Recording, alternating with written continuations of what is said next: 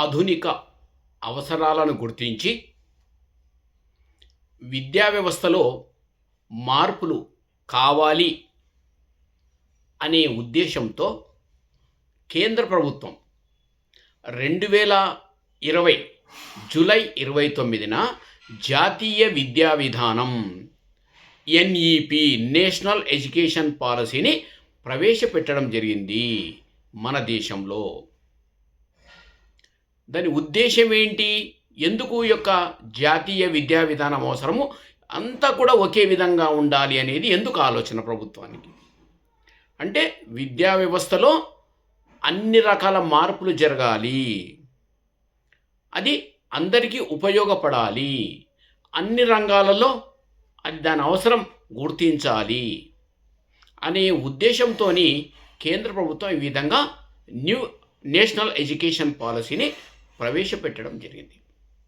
అయితే దీంట్లో విద్యార్థుల్లో ఉన్నటువంటి నైపుణ్యాలను గుర్తించడం కానీ, వాళ్ళలో ఉన్నటువంటి సృజనాత్మక అంటే క్రియేటివిటీ గుర్తించడం కానీ, అదేవిధంగా ప్రయోగపూర్వకంగా కానీ, ప్రాజెక్టు రూపంలో కానీ, ఇది మనకు 4 వ్యవస్థల్లో 4 దశల్లో వాళ్ళు ప్రవేశపెట్టడం జరిగింది.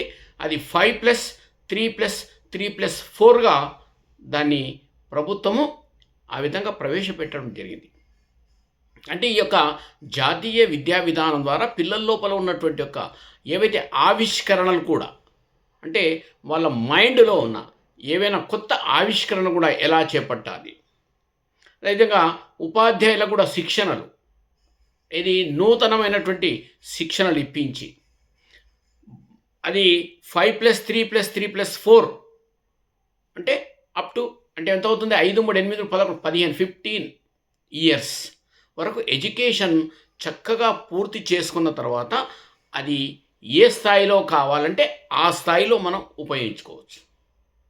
చిన్న స్థాయి నుంచి, నర్సరీ స్థాయి నుంచి మొదలుకొని అక్కడ సెకండరీ దశ వరకు ఈ విధంగా అన్ని రకాలుగా ఆలోచన చేసి కేంద్ర ప్రభుత్వం ఈ యొక్క జాతీయ విద్యా విధానాన్ని ప్రవేశపెట్టింది. కాబట్టి దానికి అనుగుణంగా మనం కూడా చాలా చక్కగా చదువుకొని ఆ విధంగా ముందుకెళ్ళినట్లయితే మనం కూడా మంచి రంగంలో స్థిరపడిపోవడానికి మంచి అవకాశాలు దొరుకుతాయి.